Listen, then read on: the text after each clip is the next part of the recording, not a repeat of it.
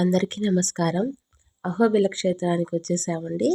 ఈ అహోబిల క్షేత్రము ఆంధ్రప్రదేశ్ రాష్ట్రంలోని నంద్యాల జిల్లాలోని ఆళ్లగడ్డకి 26 కిలోమీటర్ల సమీపంలో ఈ అహోబిల క్షేత్రం కలదండి. ఇక్కడ లక్ష్మీ నరసింహస్వామి వారు ఉగ్ర రూపంలో దర్శనమిస్తారు.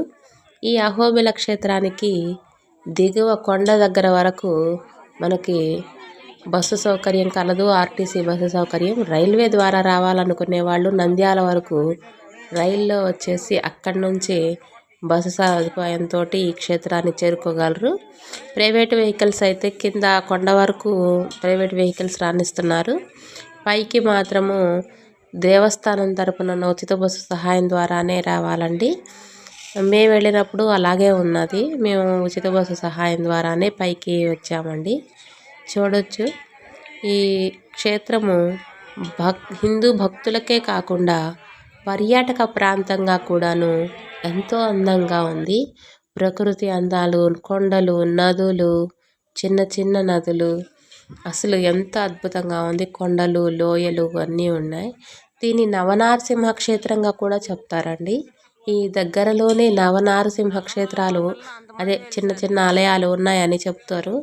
మేమైతే ఈ ఎగువ అహోబిల క్షేత్రాన్ని మాత్రమే దర్శించుకొని బయలుదేరుతున్నాము. అంత టైం ఉండదు అని మా వాళ్ళు చెప్తున్నారు. ఇప్పుడైతే మనము ఎగువ అహోబిల క్షేత్రంలోని స్వామివారిని దర్శించుకోవడానికి బయలుదేరామండి. క్యూ లైన్లోకి వెళ్తున్నాము. ఇది వైష్ణవ యాత్రికులకి మహా పవిత్ర పుణ్యక్షేత్రంగా చెప్తారు. ఎంతో ఈ చుట్టుపక్కలే కాకుండా ప్రతి చోటను అహోబిల క్షేత్రం గురించి ఒక్కొక్క చరిత్ర అయితే ఉందండి. దీన్ని అహోబలం అని కూడా అంటారట. ఆ నారసింహుడి బలాన్ని, శక్తియుక్తుల్ని దేవతలు ప్రశంసించడం వల్ల ఇది అహోబలమైనదని ప్రసిద్ధి. ఈ ఎగువ అహోబిలంలో ప్రహ్లాదుని భక్తికి మెచ్చి స్వామివారు బిలంలో ప్రత్యక్షమయ్యారట.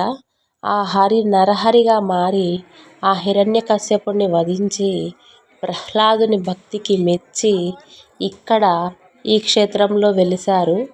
అందుకని ఇది బిలంలో వెలిసిన నరసింహస్వామి క్షేత్రం కాబట్టి దీన్ని ఆ ప్రహ్లాదునికి భక్తికి మెచ్చి లక్ష్మీ సమేతుడై ఇక్కడ స్వామివారు స్వయంభూగా ఈ బిలంలో వెలిశారు. అందుకు దీన్ని అహోబిలం అంటారని కూడా చెప్తారు. ఈ క్షేత్రానికి నగరి, నిధి, దక్షాద్రి, గరుడాద్రి, సింగవేల్ కుండ్రం, పెద్ద అహోబిలం, భార్గవ తీర్థం, ఎగువ తిరుపతి అనే పేర్లు కలవని పురాణాల్లో చెప్పబడింది. అహోబిలంలో ప్రధానమైంది భవనాశిని నది అండి. ఈ భవనాశిని నది ఆ స్వామివారి పాదపద్మములను కడిగేందుకు స్వయంగా ఆ గంగయే భువికి దిగి వచ్చి ఇక్కడ భవనాశిని నదిలాగా ఉందని చెప్తారు.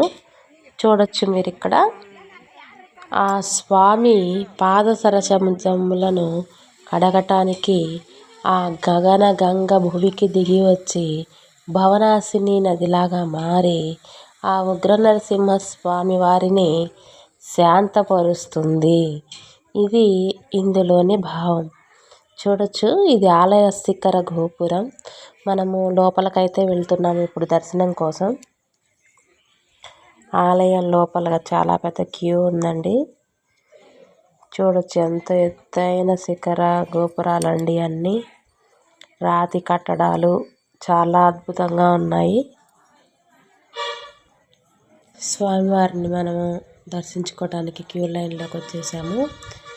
చూడొచ్చు మీరు ఇక్కడ స్వామివారి ధ్వజస్తంభం, ఆలయ శిఖర గోపురాలు, ఇటువైపున కళ్యాణ మండపాలు అవన్నీ ఉన్నాయండి. ఇది బలిపీఠము, ధ్వజస్తంభం దగ్గర ఉన్న బలిపీఠము. ఈ ధ్వజస్తంభం దగ్గర ఉన్న బలిపీఠం మీద బలిహరణ నైవేద్యాన్ని ఉంచారు. దాన్ని శుభ్రంగా ఈ వానరుడు ఆహారంగా తీసుకున్నారు. అది దైవత్వంలోనే ఉన్న రహస్యం ఏంటంటే అది ఏదో ఒక జీవికి కడుపు నింపుతుంది. అది దైవత్వంలో ఉండే రహస్యం. ఈ అహోబిల మఠము వడకళై వైష్ణవ మఠం అని కూడా పిలుస్తారు. ఇది 1400 శతాబ్దంలో నిర్మించబడిందండి. ఇది ఆదివాన్ శ్రీ శతకోప స్వామి వారికి అనగా శ్రీనివాసాచార్యుల వారికి ఆపాదించబడింది. పాంచరాత్ర సాంప్రదాయాన్ని అనుసరించి ఈ మఠాన్ని స్థాపించారు. ఈ క్షేత్రము నల్లమల అడవులలో ఉంది. ఆదిశేషుడు పర్వతాకృతిని పొందాడని పౌరాణిక విశ్వాసం.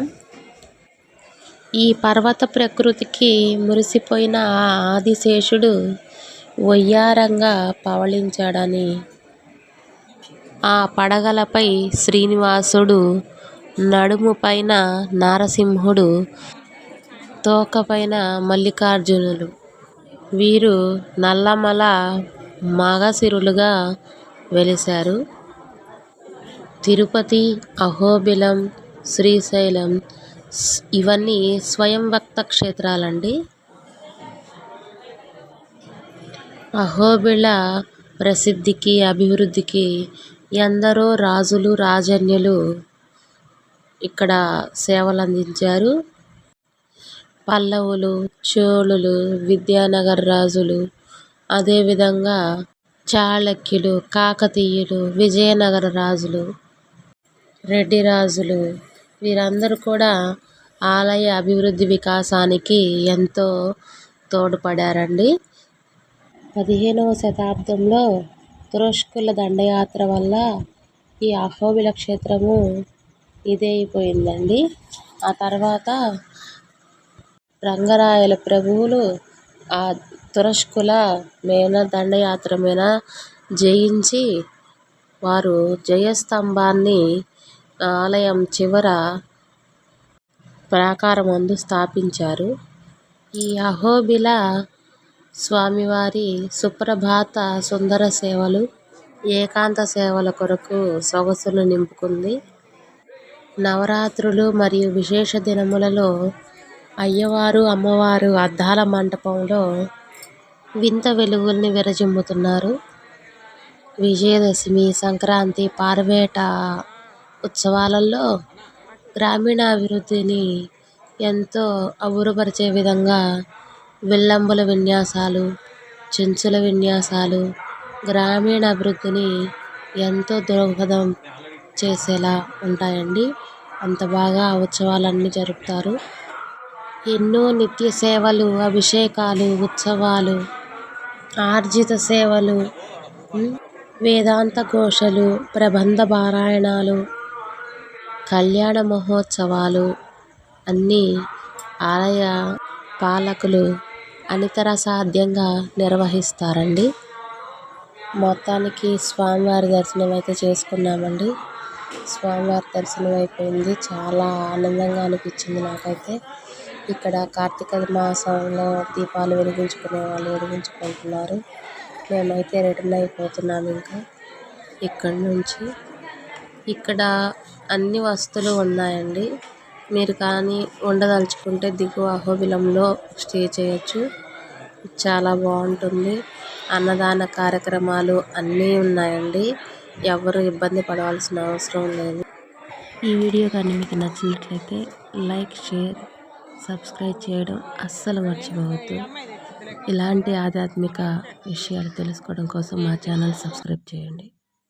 Thank you for watching this video.